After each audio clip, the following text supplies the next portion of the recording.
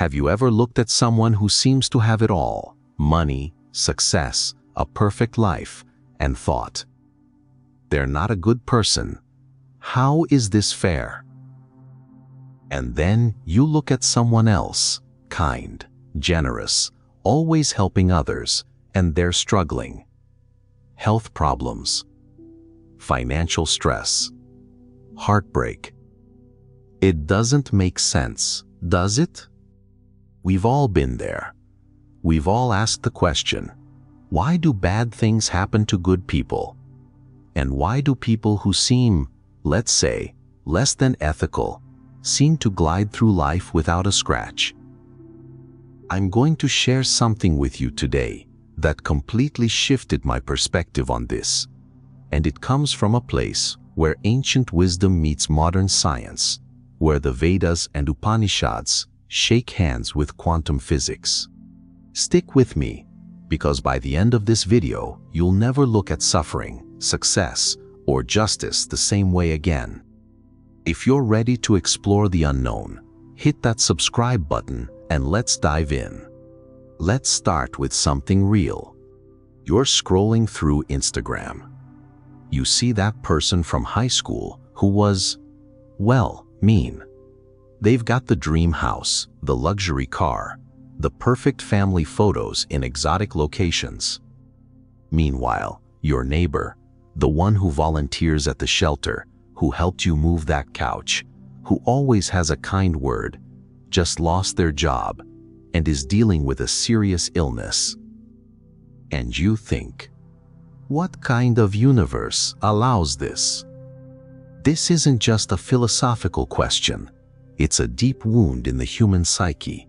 Psychologists call it the just world hypothesis, our deep-seated need to believe that the world is fundamentally fair, that good is rewarded and bad is punished. But life keeps showing us evidence to the contrary, and that creates cognitive dissonance, anxiety, even a crisis of faith. Here's what's fascinating. Recent studies in psychology at Stanford and Harvard have shown that this perception of injustice is one of the leading causes of stress and depression in modern Americans. We're wired to seek meaning, and when we can't find it in the chaos, we suffer. But what if the problem isn't that the universe is unfair? What if the problem is that we're looking at the situation through the wrong lens? What if our understanding of time, cause and effect, and what a good person even means is incomplete?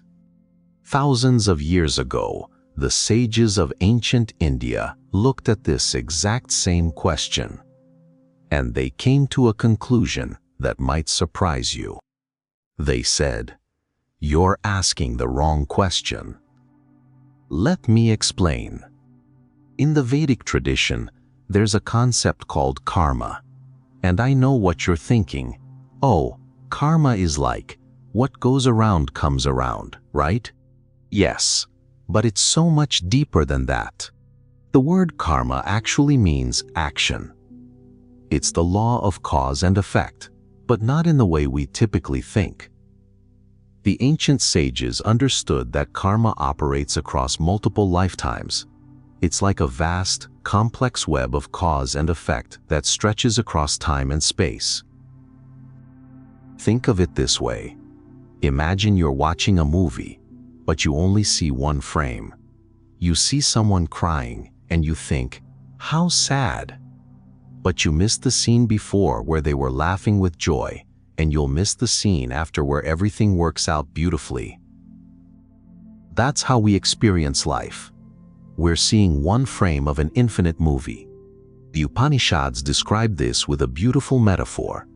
The soul, or Atma, is like a traveler, and each lifetime is like a different hotel room. The soul checks in, experiences what it needs to experience, and then checks out and moves on.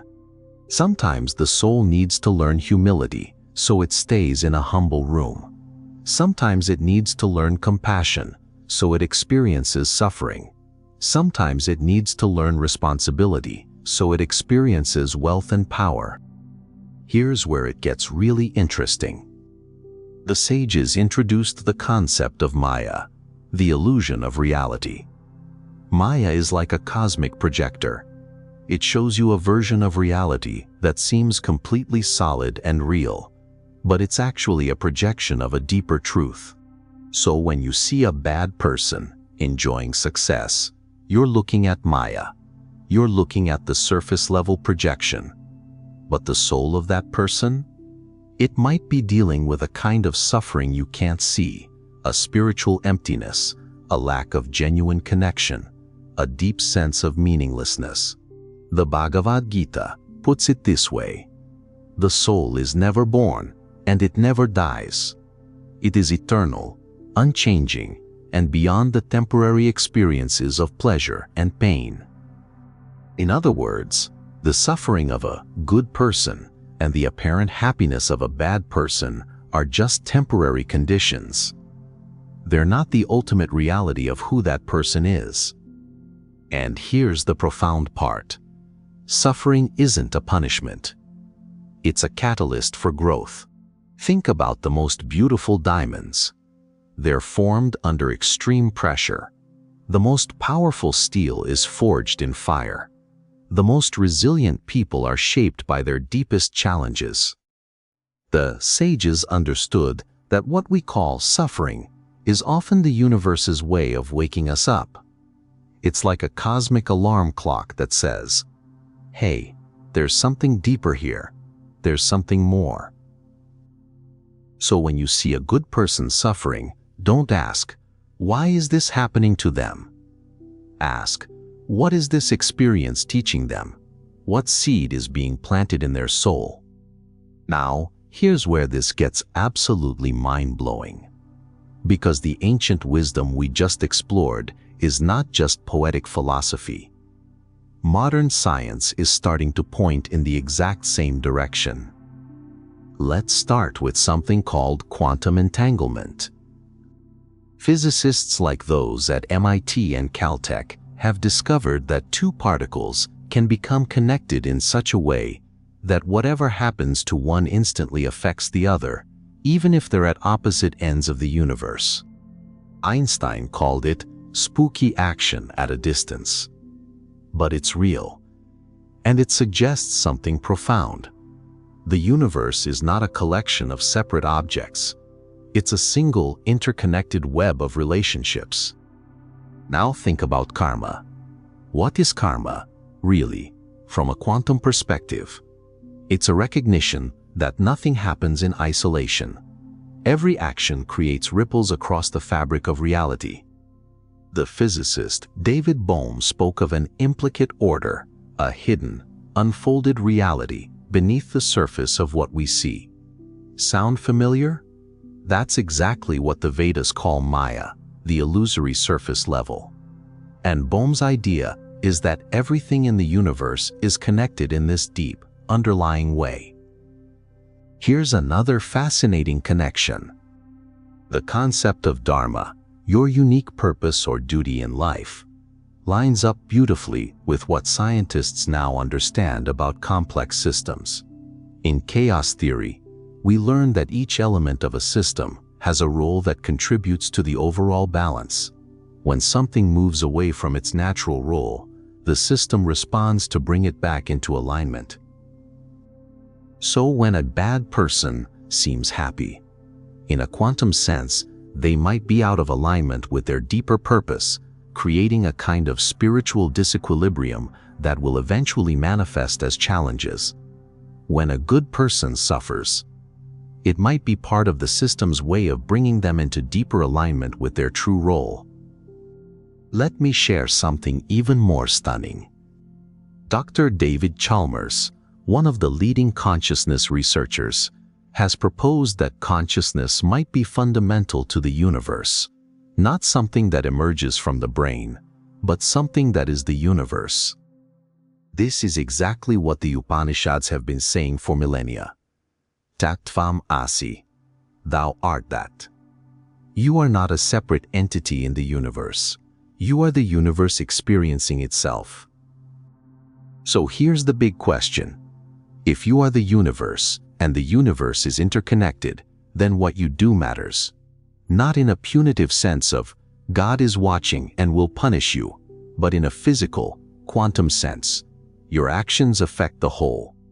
The law of karma isn't a cosmic reward-punishment system.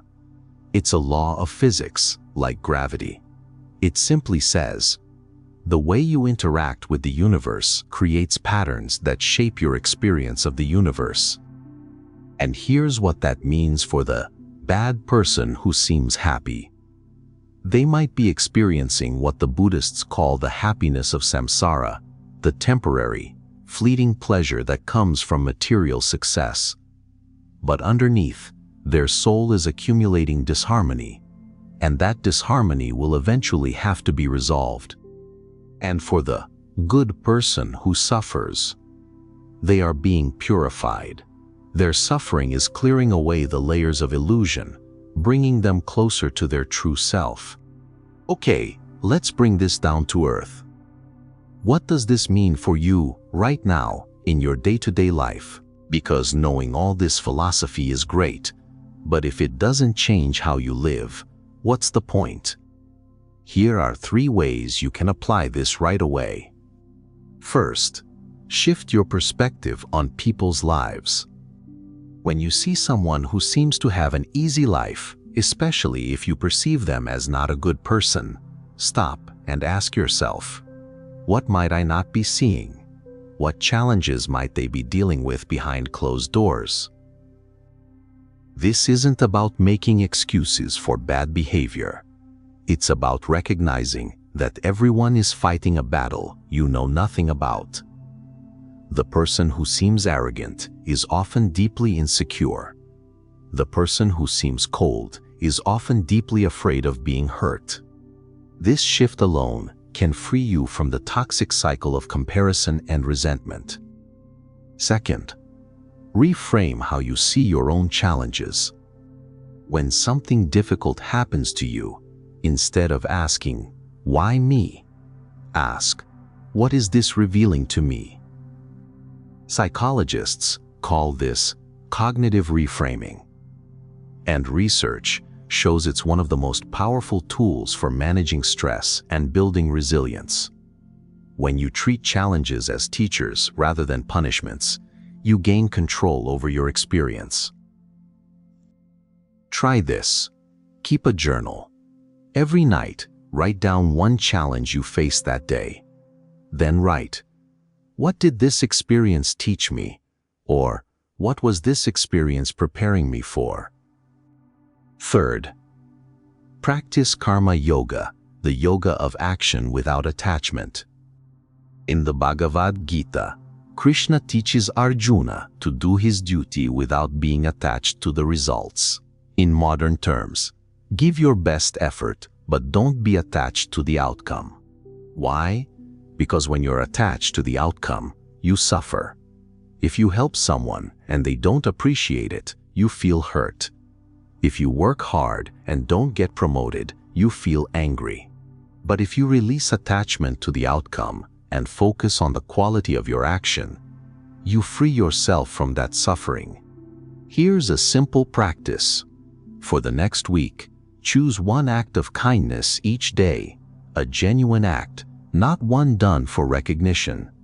It could be as simple as sending a thoughtful text to a friend, helping a colleague, or donating to a cause. Do it. And then consciously let go of any expectation. Don't even think about whether they'll thank you. Just do it and notice how it feels to give without attachment. So, let's bring it all together. The question, why do good people suffer and bad people seem happy? Assumes something that isn't true. It assumes that happiness and suffering are ultimate, permanent things. It assumes that what we see on the surface is the whole story. But the universe is far more mysterious than that. The ancient sages and modern physicists both agree. Reality is deeper, more interconnected, and more purposeful than we can perceive with our 5 senses. Our souls are on a journey that spans lifetimes. And every experience, even the painful ones, is part of that journey. The good person who suffers is being shaped, purified, and awakened. The seemingly happy bad person is accumulating karma that will eventually have to be resolved. And in the meantime, they may be experiencing a hollow kind of happiness that doesn't satisfy the deeper hunger of the soul. So here's my invitation to you. The next time you see injustice in the world, don't let it make you bitter. Let it make you curious. Let it make you compassionate. And the next time you're going through something hard, don't ask, "Why me?" Ask, "What is this revealing? What is this preparing me for?" Remember, you are not the victim of a random universe. You are a soul on a journey, having a human experience. And every step of that journey, the light and the dark, is shaping who you are. Here's my question for you, and I truly want to hear your thoughts in the comments. Think about a time in your life when you went through something difficult. Looking back, can you see how that experience shaped you into who you are today? How did it change you, for better or worse? Drop your story in the comments. I read every single one, and I'd love to hear your perspective. If this video resonated with you, if it gave you a new way to see the world, please hit that like button. It helps more people find this content. And if you haven't already, subscribe to Nature and Soul and turn on that notification bell. We release new videos exploring the intersection of ancient wisdom and modern science every week. In our next video, we're going to dive even deeper. We'll explore what quantum physics has to say about the journey of the soul after death. Is death really the end? You might be surprised by what science is discovering. Until then, remember, you are not what happens to you. You are the awareness that observes what happens to you. Stay curious. Stay compassionate. And I'll see you in the next one. Namaste.